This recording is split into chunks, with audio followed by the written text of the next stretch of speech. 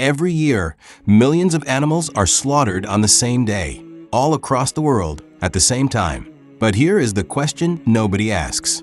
Why? What is actually happening on this day? Because if you think Eid al-Adha is just about the meat, you have missed the entire point. And today, that point might change the way you see your whole life. Let us be honest for a moment. When Eid al-Adha comes around, what is the first thing people talk about? The animal. How big it is. How much it costs. Who got the bigger one.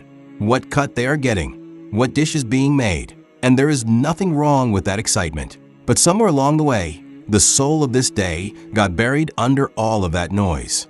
Children grow up thinking Eid al-Adha is the meat festival. Families spend weeks talking about logistics and cuts and sharing portions. And the actual reason this day exists is almost never discussed. So let us go back, all the way back, to where this day actually began. There was a man who had waited his entire life for a son. His name was Ibrahim. And this was not just any man. This was a prophet, a man who had already been thrown into a fire for his faith and walked out unharmed. A man who had already left everything he knew for the sake of God.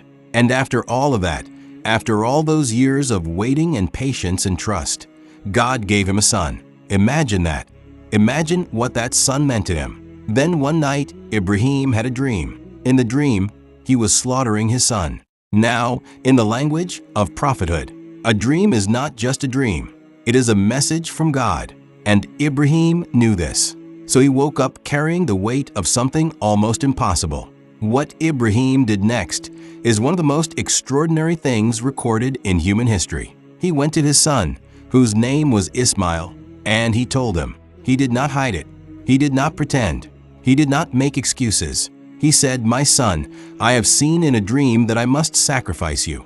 So tell me what you think." And Ismail, this young boy, replied, "Father, do what you have been commanded. You will find me, if God wills, among the patient ones." Read that again.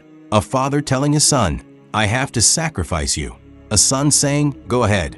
Do what God told you." Where does that kind of strength come from? It does not come from human logic. It comes from a heart that has completely surrendered to God.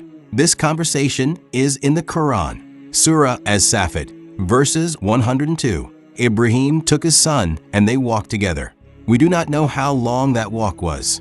We do not know what they said to each other on the way. But we know that Shaitan tried to stop them. He appeared to Ibrahim 3 times on that road, trying to convince him not to do it. And Ibrahim drove him away every single time, because his love for God was stronger than his love for anything else.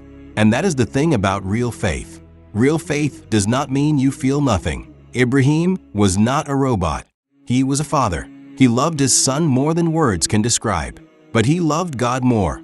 That is the test. Not whether you have something precious to you, but whether you would give it up if God asked you to. They reached the place. Ibrahim laid his son down and then raised the knife.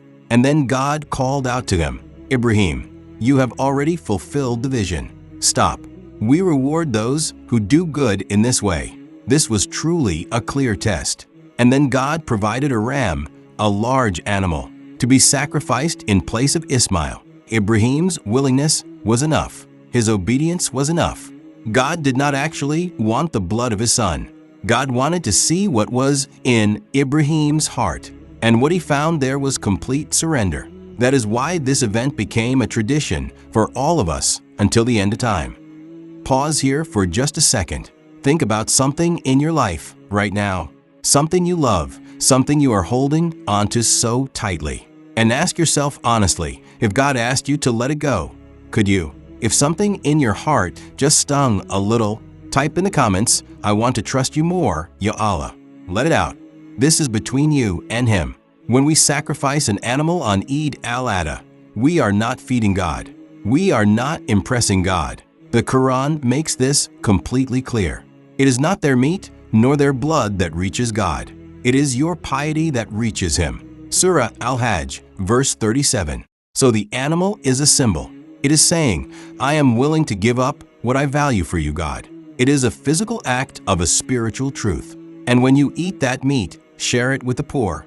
give it to neighbors. You are participating in a tradition of sacrifice, generosity, and obedience that goes back thousands of years. You are connected to Ibrahim in that moment.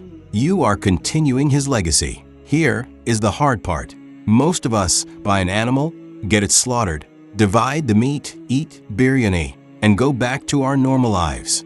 And there is nothing technically wrong with that. But God is asking us, what is your sacrifice? Ibrahim gave up his most precious thing. What are we giving up? Is it our time? Are we sacrificing our comfort for the sake of prayer? Is it our ego? Are we willing to humble ourselves before God even when our pride is fighting back? Is it our habits? The ones we know are wrong, but we keep holding on to. Is it our money? Are we giving beyond what is convenient? Eid al-Adha is asking every single one of us a question. What are you willing to give up for God? Ibrahim did not understand why God was asking him to do something so painful. He just trusted. And that is what obedience looks like in real life. We are not always going to understand why God tests us the way He does, why a good person loses everything, why a dua is not answered for years, why life feels unfair. But obedience does not require understanding. It requires trust. Ibrahim did not say, God, explain your logic, and then I will decide. He said, I hear you. I trust you. I will move. That is the spirit of Eid al-Adha. Not just slaughtering an animal, but slaughtering your stubbornness, your doubt, your need to always be in control. We talk a lot about Ibrahim in this story, but Ismail deserves more attention. He was not dragged to that place. He was not forced. He chose to go. He submitted willingly. At that age, with that situation, he said, Father, do what you have been commanded. Think about that in your own life. Sometimes God puts us in situations where we did not choose the difficulty, but we can choose how we respond to it. Illness, loss, rejection, failure. Ismail teaches us that dignity in surrender is not weakness. It is the highest form of strength. Eid al-Adha should not just be a celebration on the outside. It should feel like something on the inside. It should be the day you look at your life and ask, what have I been clinging to that I need to let go of for God? It should be the day your heart becomes a little softer, a little more surrendered. It should be the day you recommit to your prayers, to your honesty, to your treatment of others, to your relationship with the one who gave you everything. The animal is a reminder. The real sacrifice is you, choosing God over everything else. Ibrahim passed the test. Ismail passed the test. And every year, God gives us another chance to ask ourselves, would we? Not with a knife, but with our choices. Every time you choose honesty over advantage, you are making a sacrifice. Every time you choose prayer over sleep, you are making a sacrifice. Every time you lower your ego for the sake of God, you are making a sacrifice. That is what Eid al-Adha is really about. It is not the meat. It is the moment you decide that God comes first. May God accept from all of us. May He make us among those who truly surrender.